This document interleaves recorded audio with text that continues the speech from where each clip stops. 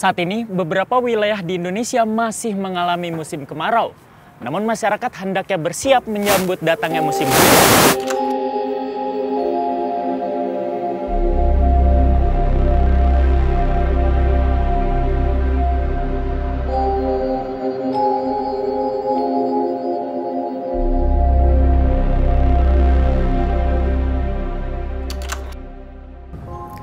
Musim hujan berdasarkan informasi geografis akan turun pada bulan Oktober hingga Maret di setiap tahunnya di Indonesia. Akan tetapi seperti yang dapat dirasakan oleh sebagian warga di Indonesia, tak terkecuali kota Tangerang, hujan sudah turun sejak Agustus. Intensitasnya memang tidak tinggi, namun itu cukup untuk memicu pertanyaan, kenapa musim hujan di 2022 ini datang lebih awal?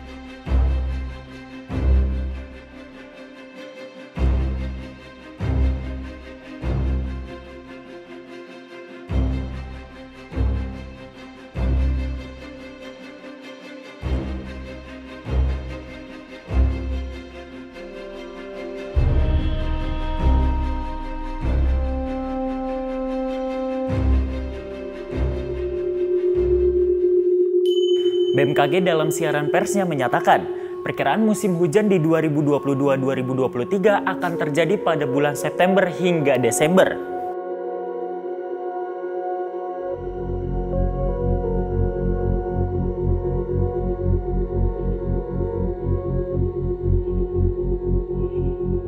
Tim tanda tanya telah berada di kantor BMKG Kota Tangerang bersama pejabat fungsional media BMKG Kota Tangerang, Ibu Maria Evi. Halo Ibu Evi, apa kabar Ibu? Halo, baik. Alhamdulillah baik Bu. Baik Bu, terkait musim penghujan yang datang lebih awal nih Bu, sesuai yang dirilis BMKG Pusat Bu, itu seperti apa Bu penjelasannya? Oke, baik. Dinamika atmosfer yang terjadi di permukaan bumi ini itu untuk wilayah Indonesia itu dipengaruhi, penghujan ini dipengaruhi oleh dinamika atmosfer yang ada di perairan Samudra Hindia. Nah, karena terjadinya adanya perlambatan kecepatan angin sehingga pertumbuhan awan meningkat. Nah, suplai yang ada di dinamika atmosfer yang ada di itu juga hangat sehingga pertumbuhan awan bisa meningkatkan terjadinya potensi curah hujan sehingga menjadi hujan. Datang lebih awal jadi sehingga datang lebih awal ya Bu? Oke. Oke. Baik Bu, selanjutnya terkait di Kota Tangerang sendiri Bu, musim hujan di 2022-2023 itu akan seperti apa Bu? Oke, di beberapa wilayah curah hujan sudah mulai di awal September sampai November. Nah, untuk wilayah Tangerang sendiri itu akan mulai di bulan Oktober, ya. Itu terjadi di Kota Tangerang bagian selatan, sedangkan untuk Kota Tangerang bagian utara itu akan terjadi itu sekitar minggu ketiga bulan Oktober. Oke. Nah itu kan tadi udah dijelaskan Bu, mulainya tuh dari bulan apa sampai apa. Tapi kalau untuk puncaknya Bu, puncak hujan atau curah hujan itu akan terjadi di bulan apa Bu? Oke, berdasarkan data yang terkumpul di stasiun kami itu dari dasarian 30-an tahun itu untuk Kota Tangerang sendiri puncak hujan itu terjadi di bulan Januari sampai Februari.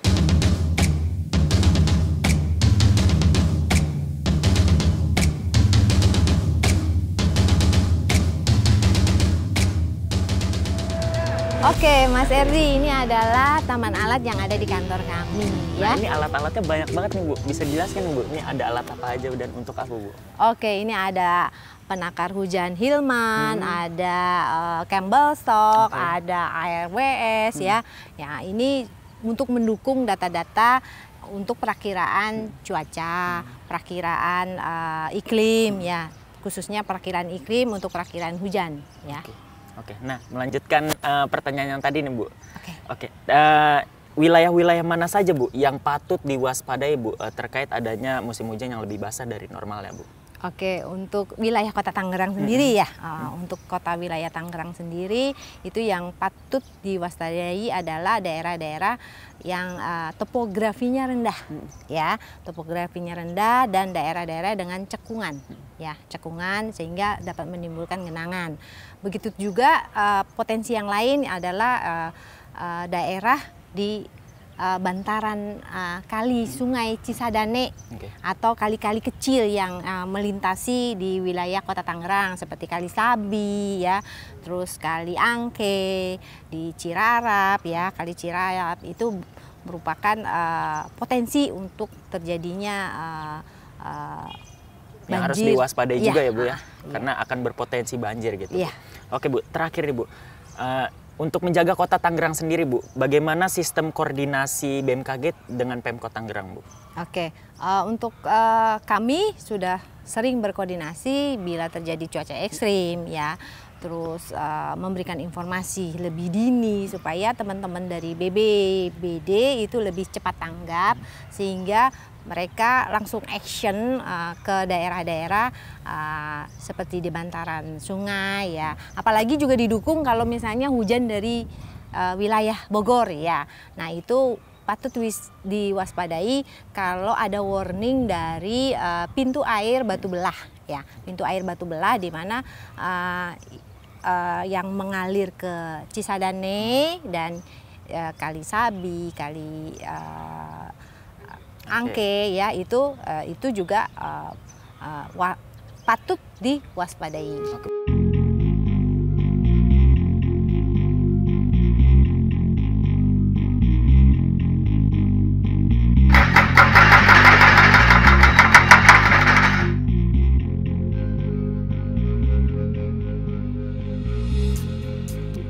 Terhadap kemungkinan dampak musim hujan, rasanya kita juga perlu mengetahui sejauh apa Pemkot Tangerang menyiapkan penanganan dan mitigasi kemungkinan terjadinya bencana, terutama di wilayah yang rentan terhadap bencana banjir.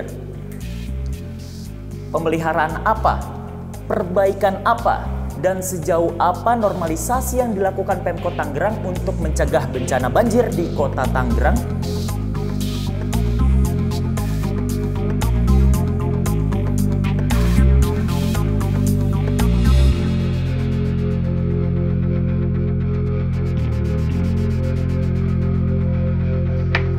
Saat ini saya sudah bersama Kepala Dinas PUPR Kota Tangerang, Bapak Ruta Ireng Wicaksono.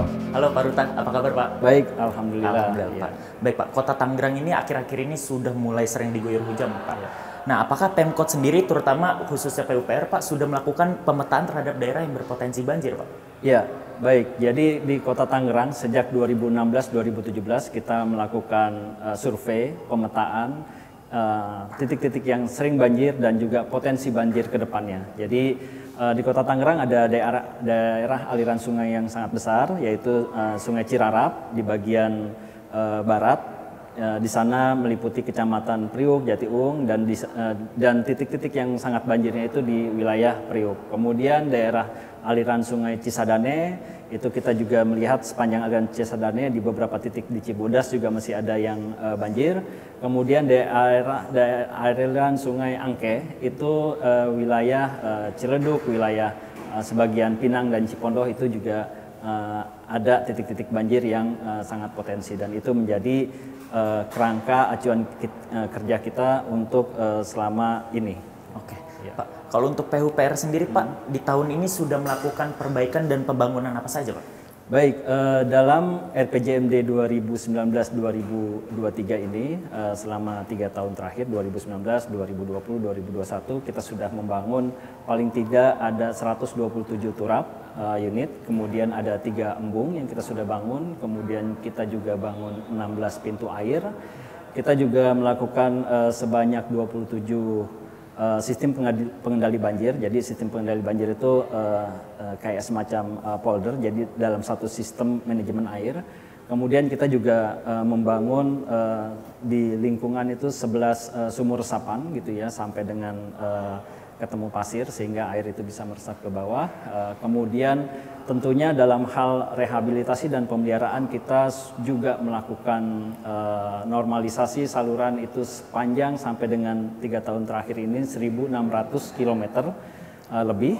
Kemudian hampir 200 km di drainase, 200.000 km, ulangi 200.000 km di drainase di daerah lingkungan atau di permukiman. Oke, berarti cukup banyak ya Pak yang dilakukan perbaikan dan pembangunan PUPR pada tahun ini. Nah Pak, kalau untuk terkait pemeliharaannya Pak, itu sudah dilakukan di mana saja Pak? Daerahnya mungkin bisa disebutkan Pak?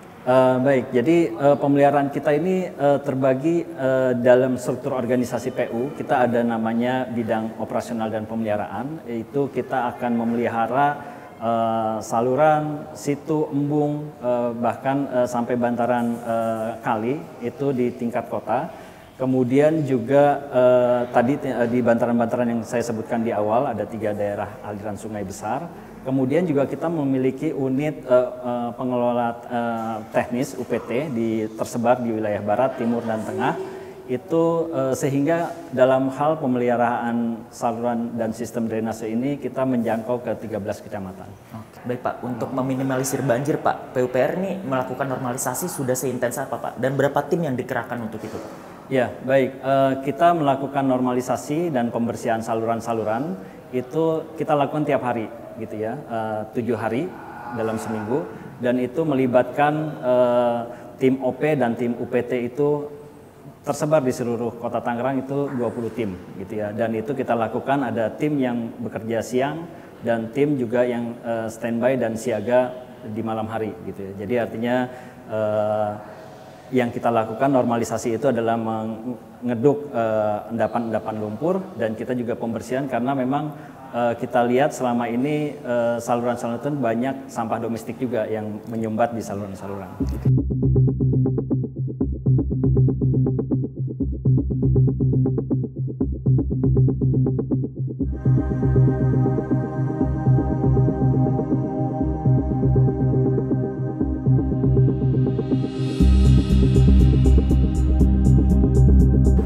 Setelah mengetahui perakiraan hujan dari BMKG serta langkah antisipasi banjir dari PUPR, saat ini saya sudah berada di RSUD Kota Tangerang bersama Dr. Puja Ratnasari sebagai dokter umum di RSUD Kota Tangerang untuk mengetahui hal apa saja yang perlu dijaga dalam memasuki musim penghujan.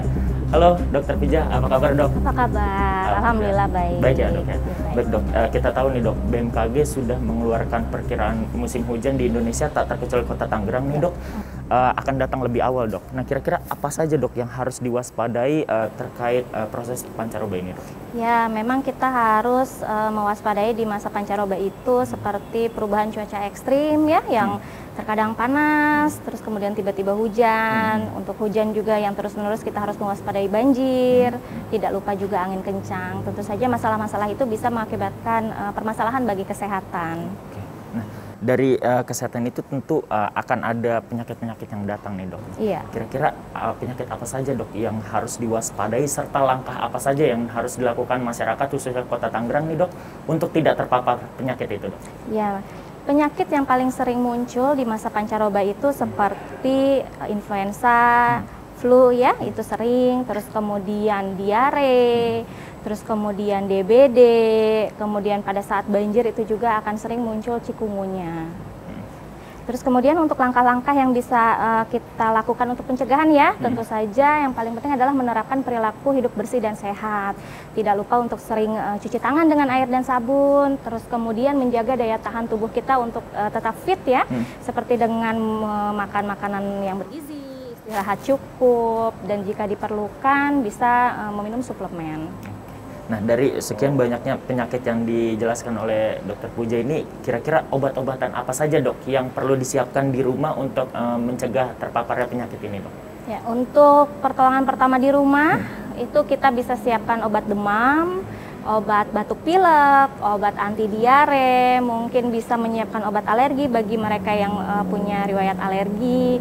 Tak lupa juga untuk menyiapkan perlengkapan P3K seperti obat antiseptik, kasa perban plester gitu. Itu biasanya sering sekali untuk digunakan di musim pancaroba ini ya, obat-obatan itu. Berarti banyak yang harus disiapkan dan kita pun harus menjaga kondisi kita ya Dok ya, agar tidak gampang sakit terkait musim pancaroba ini. Pasti. Jangan lupa untuk berolahraga juga ya, untuk rutin dan imunisasi atau vaksinasi. Oke, baik, siap.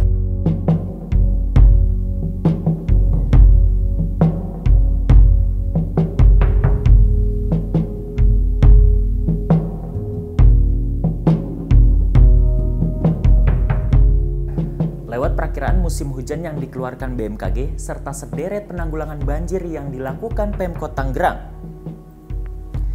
Kini waktunya kita mengambil peran untuk mengantisipasi, mulai dari memastikan tubuh kita sehat untuk menerima perubahan cuaca, hingga lingkungan kita siap untuk menerima dan mengalirkan air hujan yang turun. Saya Erdi Alfariski, sampai jumpa.